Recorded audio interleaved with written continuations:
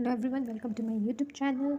Today we will discuss our next chapter, free consent, consideration and capacity of parties. देखिए, जब दो या दो से ज़्यादा पर्सन अपनी कंसेंट देते हैं किसी एग्रीमेंट को लेकर, एग्री होते हैं सेम चीज़ के लिए, सेम सेंस में, तो उसे हम कहते हैं फ्री कंसेंट. ठीक है. अब कॉम्पिटेंट कौन होगा कॉन्ट्रैक्ट के अंदर? जब हम कॉन्ट्रैक्ट के अंदर आ सकता पर्सन मेजर होना चाहिए, साउंड माइंड का होना चाहिए और डिसक्वालीफाइड नहीं होना चाहिए बोलो के द्वारा. अब देखिए, a person is competent to contract under if he is not a minor according to the law to which he is subject and if he is not of unsound mind and if he is not disqualified from contracted by any law to which he is subject. Free consent क्या होता है? देखो, the term free consent may be defined as a consent which is obtain by the free will of the parties. मतलब कोई किसी pressure में अपने हाँ नहीं दे रहा, दोनों ही पार्टी एग्री कर रही है अपने फ्री माइंड से, अपनी मर्ज़ी से, कोई किसी के प्रेशर में नहीं आके अपना आंसर करेगा. ठीक है, उसे कहते हैं free consent. If there is not any free consent from any side of the party, then the contract will be voidable. अगर कोई भी पार्टी, दोनों पार्टीज़ में एक भी पार्टी जो किसी दबाव में आके अपनी कंसेंट दे रहा है, तो हम कॉन्ट्रैक्ट को voidable मानेंगे, उसकी हम वैलिड कॉन्ट्रैक्ट नहीं कहेंगे. अब देखिए, कंसेंट फ्री कब कहलाएगी? जब वो ना तो किसी दबाव में आके हो, मतलब कोर्सन में, ना ही वो अंडर इन्फ्लुएंस में हो, ना ही किसी फ्रॉड के चलते हो, और ना ही कोई मिस रिप्रेजेंटेशन हो रही हो कॉन्ट्रैक्ट में, और ना ही कोई मिस्टेक हो रही हो सब्जेक्ट मैटर से रिलेटेड, मतलब सेम सेंस में वो समझ रहे हो. Consent is said to be so caused when it would not have been given but for the existence of such coercion, undue influence, fraud, misrepresentation और mistake. अब देखिए, कौन से हमारे एलिमेंट्स हैं जो हमारी पार्टीज़ के कंसेंट को इफ़ेक्ट करते हैं. सबसे पहले आएगा हमारा कोर्सन, मतलब कि किसी के दबाव में आके हम कोई हमारी कंसेंट देते हैं, उसे हम कहेंगे कोर्सन. जैसे कि हमने हमारा पहले एग्जांपल लिया था कि ए जो है बी को कहता है कि मैं मेरी बाइक बेच रहा हूँ 10,000 में और तुम इसको ख़रीदो, बट वो लेने के लिए खुश नहीं है, तो वो उसको गन पॉइंट पर रखकर प्रेशराइज़ करता है, उसे थ्रीट करता है ताकि वो उसकी बाइक खरीद ले. तो इसे हम क्या कहेंगे? कोर्सन. जो बी ने डिसीज़न लिया है, वो एग्री हुआ है, वो उसके ए के दबाव में हुआ है, तो वायलेंस हो गया, ये थ्रीट हो गया, तो ये होगा हमारा कोर्सन. किसी के दबाव में आकर, डर कर हम डिसीज़न लेते हैं कोई भी पार्टी बोथ में से, तो उसे हम कहेंगे कोर्सन. देन आता है next, undue influence. Undue influence when someone uses their power or authority to unfairly influence a decision.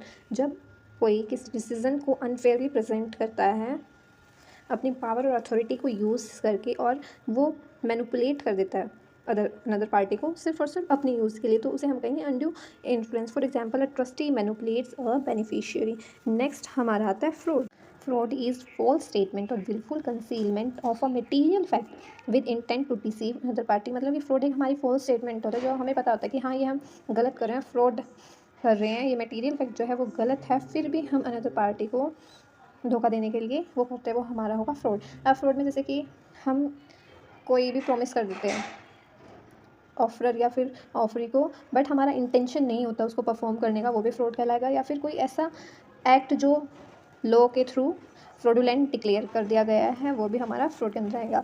अब देखो, कैरेक्टरिस्टिक्स ऑफ फ्रॉड क्या होंगे? देयर मस्ट बी रिप्रेजेंटेशन और assertion and it must be false and there must be active और wilful concealment of a material fact. If there is an actual false statement, the case is simple. दोनों party की ये duty होती है कि जो सारे फैक्ट्स होते हैं उनको एक दूसरे के सामने डिस्क्लोज़ करे, और जो फैक्ट्स उसने डिस्क्लोज़ नहीं किए, नॉन डिस्क्लोजर रह जाता है, उसको हम फ्रॉड कह सकते हैं, क्योंकि कोई जानबूझ के वो बात छिपा रहे, क्योंकि वो फ्रॉड हो सकती है हम छिपाते, तब ये तब गलत होता है. फिर नेक्स्ट कहता है कि representation must be of facts. जो हमारे रियल फैक्ट्स है उसकी रिप्रेजेंटेशन देना ज़रूरी है. The assertion must be of fact and not a mayor expression of opinion और हियरसे और पफरी ऑफ फ्लरिशिंग डिस्क्रिप्शन. और कुछ बार ऐसा होता है कि जो पार्टी है हमारी, वो खुद ही श्योर नहीं होती फैक्ट्स के बारे में, तो मिसरिप्रेजेंटेशन हो जाता है, और उस टाइप के मिसरिप्रेजेंटेशन को भी हम फ्रॉड कहेंगे. There must be knowledge of the falsehood of the representation और reckless disregard as to its being true और false. In a reckless misstatement, the person is not sure as to the fact in his own mind. He feels a doubt, yet he represents to other party as if he is certain about the truth of the fact represented by him. Such misrepresentation is fraud. अगर हमारे खुद के mind में clear नहीं है, जो facts हमारे mind में डाउट है, तो हमसे मिसरिप्रेजेंटेशन हो जाती है और उस टाइप की मिसरिप्रेजेंटेशन को भी हम फ्रॉड ही बोलेंगे. और हम कोई भी प्रॉमिस कर देते हैं विदाउट परफॉर्मिंग दैट, तो वो भी हमारा फ्रॉड ही कहलाएगा. हमारा परफॉर्म करने का कोई इंटेंशन नहीं होता, फिर भी हम प्रॉमिस कर रहे हैं, तो वो अगले बंदे के लिए फ्रॉड ही होगा. देन कहता है there must be knowledge of the falsehood of the representation और reckless disregard as to its being true और फॉल्स. ठीक है. और कॉमनली कहते भी है कि there is no fraud without damage. मतलब फ्रॉड करते कोई ना कोई लॉस तो होता है, किसी के मनी का लॉस हो जाता है और कोई टेंजिबल डेट्रीमेंट भी होती हैं. इसके बाद आता है हमारा नेक्स्ट मिसरिप्रेजेंटेशन. कोई अनट्रू स्टेटमेंट और कोई मिसरिप्रेजेंट करना डाटा को, फैक्ट्स को, तो उसे हम कहेंगे मिसरिप्रेजेंटेशन. एंड अनट्रू स्टेटमेंट और मिसरिप्रेजेंटेशन में बी इधर इनोसेंट और विलफुल और deliberate with intention to deceive and is called fraud. अब देखो दो टाइप के बताए इन्होंने मिसरिप्रेजेंट भी. एक तो इनोसेंट मिसरिप्रेजेंटेशन होगा और एक विलफुल. एक तो हमने जाने अनजाने में कर दी कोई भी मिसरिप्रेजेंटेशन, हमें खुद नहीं पता था कि ये फैक्ट्स गलत हैं, हम इसके साथ फ्रॉड करते हैं. और ये कहता है हमारा विलफुल मिसरिप्रेजेंटेशन, हम जानबूझ कर रहे हैं. तो देखते हैं. नेक्स्ट हमारा आता है mistake. The general common law rule is that mistake made by one और both parties in making a contract has no effect on the validity of contract. बहुत पार्टीज़ में से किसी से कोई मिस्टेक हो जाती है तो इस पर हमारी जो वैलिडिटी कॉन्ट्रैक्ट है उस पर कोई भी इफेक्ट नहीं होता. फॉर एग्जाम्पल देखो, जजमेंट गलत हो गया ए और बी, जो भी कोई आर्टिकल परचेज और सेल कर रहे थे, उनका जजमेंट गलत हो गया तो उससे उनकी वैलिडिटी पे कोई फ़र्क नहीं पड़ेगा. आओ पढ़ते हैं एग्जांपल हम.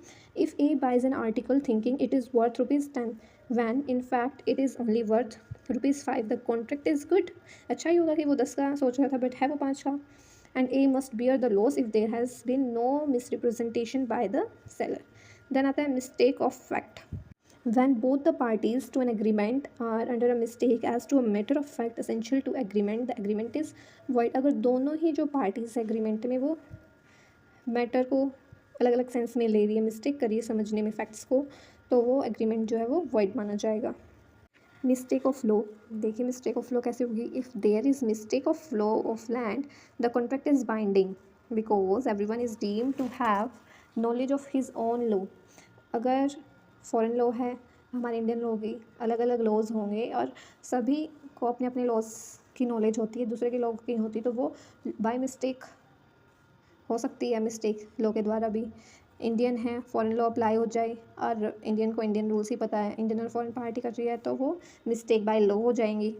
तो हमारे ऐसे कॉन्ट्रैक्ट भी वॉइड माने जाते हैं. वेयर एग्जांपल देखते हैं. Where a buys property which already belongs to him. ठीक है, तो ये भी हमारा वॉइड माना जाएगा. Operative mistake of fact.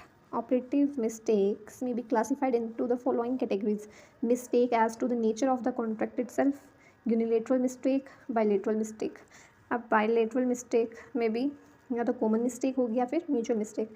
Common mistake हो जाती है हमारी या फिर म्यूचुअल, दोनों ही पार्टी से मिस्टेक हो रही है. अब देखो mistake as to a nature of contract.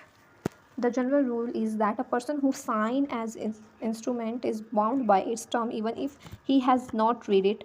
But if a person signs a contract in the mistaken belief that he is signing a document of a different nature, there will be a mistake which avoids the contract. अब ये mistake हो कैसे सकती है, या तो वो blind हो पार्टी या फिर वो पढ़ी लिखी ना हो, तो ऐसी मिस्टेक्स हो सकती हैं. देन आता है यूनिलेटरल मिस्टेक, मतलब एक पार्टी से ही मिस्टेक हो. Unilateral mistake occurs when one of the party to a contract is mistaken as to some fundamental fact concerning the contract and the other party knows this.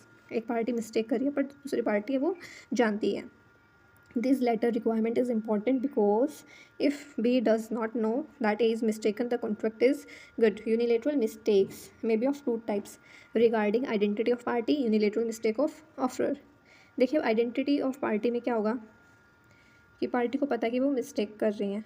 The cases of unilateral mistake are mainly concerned with mistake by one party as to the identity of the other party.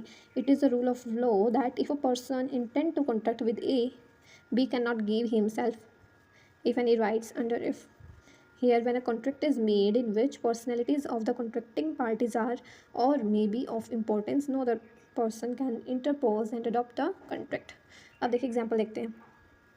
M intends to contract only with A but enter into contract with B believing him to be a. The contract is vitiated by mistake as there is no consensus ad item.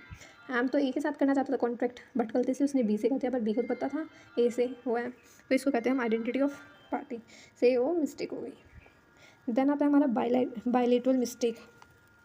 A bilateral mistake, as observed earlier, arises when both parties to a contract are mistaken as regard a fact essential to the contract. जब दोनों ही party किसी essential fact को लेके contract में mistake कर रही हो तो बायलेटरल मिस्टेक माना जाएगा। They may be have made a common or identical mistake or a mutual or non-identical mistake. अब देखिए बायलेटरल मिस्टेक क्या क्या हो सकती है हमारी। कॉमन मिस्टेक हो सकती हैं, जैसे कि एग्जांपल देखिए, if a agrees to sell his car to b and unknown to them both the car had at the time of the sale been destroyed by fire, then the contract will be void because he has innocently undertaken an obligation which he cannot fulfill. अब वो दोनों car destroy होगी जल के, तो इसमें एक ही कोई मिस्टेक है नहीं, वो इनोसेंटली हुआ, गलत तो कॉमन मिस्टेक हो गई।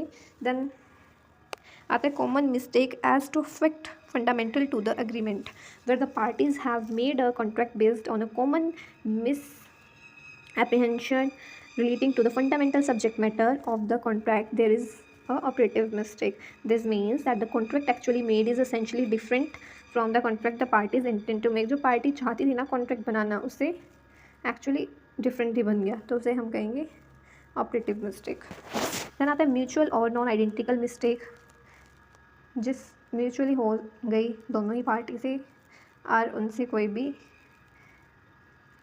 आइडेंटिफाई नहीं है बोथ पार्टीज़ कि हाँ हमसे ये मिस्टेक होगी। जैसे कि A offers to sell his Ambassador car and B agrees to buy thinking A means his Fiat car, तो दोनों की बायलेटरल मिस्टेक होगी। वो दूसरी कार बेचना चाहता है और वो दूसरी कार खरीदना चाहता था, दोनों का जो सब्जेक्ट मैटर है वो उन्होंने अलग अलग समझ लिया, म्यूचुअल मिस्टेक हो गई। तो mistake as to quality of subject matter और promise, mistake as to the quality raises difficult question. If the mistake is bilateral and because of the mistake the thing does not possess the quality bargained for, the contract is obviously void. For example, A offered to sell a watch to B and B thinking it is a gold watch, offer rupees 5,000 for it. A knowing that the watch is not gold accept B's offer without enlightening him. The contract is binding provide A made no representation in the matter. ठीक है। Then आता है mistake through non disclosure in contract of utmost good faith और अब्रेम फिदय, मतलब कि जो हमारे facts हैं उनको डिस्क्लोज नहीं किया गया कॉन्ट्रैक्ट में, क्योंकि बोथ जो पार्टीज़ हैं हमारे उनको कुछ ज़्यादा ही फेथ है एक दूसरे पे। A contract Obremai fidei is a contract of utmost good faith. In such a contract, the law imposes a special duty to act with the utmost good faith. Example, to disclose all material information. Failure so to disclose all facts truthfully renders the contract voidable at the option of the party. Here, silencer can amount to misrepresentation. जो चुप रहेगा उसको misrepresentation के लिए कहा जाएगा कि हाँ ये मिसरिप्रेजेंटेशन कर रहा है, इसने कुछ डाटा हमारा सामने प्रेजेंट ही नहीं की। तो अब आता देखो contract utmost good faith are contracts of insurance of all kinds. जो हमारे इंश्योरेंस के कॉन्ट्रैक्ट होते हैं सारे वो गुड फेथ पे ही होते हैं। Contracts to take share in a company under a prospectus. हम किसी कंपनी का प्रोस्पेक्टस देखते हैं शेयर्स खरीदने के लिए, तो हम प्रोस्पेक्टस देखेंगे कंपनी की इमेज कैसी है, कैसी गुडविल है, तो वो सब देख के पढ़ के कंपनी की सारी इन्फॉर्मेशन हमें उन पर फेथ हो जाता है, तभी हम शेयर्स खरीदने के लिए राज़ी होते हैं। तो ये भी एटमोस्ट गुड फेथ का कॉन्ट्रैक्ट हो गया। देन आता है contract for the sale of land. अब हम किसी से लैंड परचेज़ कर रहे हैं, तो ये तो है नहीं कि हाँ तो झूठ बोला, तो एक बार हमें फेथ करना पड़ता है। ऐसे कॉन्ट्रैक्ट्स में the vendor is under a duty to purchaser to show good title to the land he has contracted to sell. He must therefore disclose all defects in title. This duty does not extend to physical defects in the property itself. Then आता contract of family arrangements. हमारी family property वगैरह distribute होती है, तो इसमें भी good faith किया जाता है, तभी कॉन्ट्रैक्ट्स होते हैं। और each member of family must make full disclosure of every material fact within his knowledge. Then suretyship and partnership contract, partnership कर रहे हैं हम किसी के साथ, तो हमारे पार्टनर पे हमें गुड फेथ करना पड़ेगा, उस पर भरोसा दिखाना पड़ेगा, तभी हम पार्टनरशिप में हमारा बिजनेस रन कर सकते हैं, तभी कॉन्ट्रैक्ट कर सकते हैं। अगर हम विश्वास ही नहीं करेंगे तो हमारा पार्टनरशिप बिजनेस चले ही नहीं अच्छे से। तो इसके बाद आता है हमारा ये फ्री कंसेंट वाला हो गया। नेक्स्ट हम पढ़ेंगे कंसिडरेशन। कंसिडरेशन मतलब हम कोई भी कॉन्ट्रैक्ट करते हैं, कोई भी एग्रीमेंट करते हैं, किसके लिए करते हैं? कंसिडरेशन के लिए करते हैं। ABC कुछ परचेज कर रहा है तो उसकी कंसिडरेशन क्या होगी? प्राइस होगी। या फिर किस चीज़ के एक्सचेंज में कर रहे हैं तो वो एक दूसरे के लिए जो चीज़ एक्सचेंज हो रही है वो कंसिडरेशन होगी। तो आइए देखते हैं consideration. It is something which is of some value in the eyes of law. कानून की आंखों में जिस चीज़ की कोई वैल्यू हो उसे हम कहेंगे consideration. It may be some benefit to the plaintiff or some detriment to the defendant. Indian Contract Act defines consideration as when at the desire of the promisor, the promisee or any other person has done or abstained from doing or does or abstains from doing or promises to do or abstain from doing something such that or abstinence or promise is called a consideration for the promise. अब देखिए consideration is a simple and practical. For example, X agrees to sell his horse to Y for rupees 10,000 here. X promised to sell his horse is for Y's consideration to pay rupees 10,000. Y 10,000 रुपये पे कर रहा है, इसी consideration में वो अपना horse cell करना है, अदरवाइज फ्री में थोड़ा ना कोई देगा. Then similarly, Y's promise to pay rupees 10,000 is for X consideration to sell his horse. अब Y क्यों पे कर रहा है? वो हॉर्स के लिए कर रहा है तो उसकी कंसिडरेशन क्या होगी? हॉर्स. और X के लिए रुपीज़ जो 10,000 का प्राइस मनी है वो उसके लिए कंसिडरेशन होगी. अब देखिए वैलिड कंसिडरेशन के लिए क्या क्या ज़रूरी है. It must move at the desire of the promisor. Promisor की डिज़ायर की हिसाब से होना चाहिए. In order to constitute legal consideration the act और abstinence forming the consideration for the promise must be done at the desire or request of the promisor. ऐसा नहीं कि promisor कहता है कि मैं 10,000 में हॉर्स सेल करूँगा और जो promisee है वो 8,000 दे, तो ये valid consideration नहीं माना जाएगा. फिर उसके बाद आता है consideration may move from the promisee or any other person. The important feature of the definition of consideration in section 2D is that the act which is to constitute a consideration may be done by the promise or any other person. It means that as long as there is a consideration for a promise, it is a material who has given it. For example, देखो X, Y, Z तीन parties है, किसी agreement में आती है और X पे करता है 1,000 Y को और Y एग्री होता है एक घर बनाने के लिए Z के लिए. Here Z is a party to the contract but stranger to consideration and can enforce the contract. ठीक है. देन आता है कंसिडरेशन में बी पास्ट, प्रेजेंट और फ्यूचर. कंसिडरेशन जो है हमारी पास्ट में भी हो सकती है, प्रेजेंट में भी हो सकती है और फ्यूचर में भी हो सकती है. व्हेन समथिंग इज डन और suffered before the date of the agreement at the desire of the promisor, it is called past consideration. It must be noted that past consideration is good consideration only if it is given by the promisee at the desire of the promisee. जैसे कि A teaches the son of B and at B's request in the month of January and in February B promises to pay a sum of rupees 500 for his services. The services of A will be past consideration. ठीक है. अब future में कैसे होगा? A future consideration is a promise to do और give something in return in future for the promise than need. A promised to deliver goods to B when the ship arrived and B promised to pay A rupees 1,000 against the receipt of goods. तो ये हो गया हमारा future consideration. Next आता है it need not to be adequate. The law of contract nowhere let down that consideration should be adequate to the promise. Adequacy is for the parties to decide at the time of making the agreement. Inadequacy of consideration is no ground for refusing the performance of the promise unless it is evidence of fraud.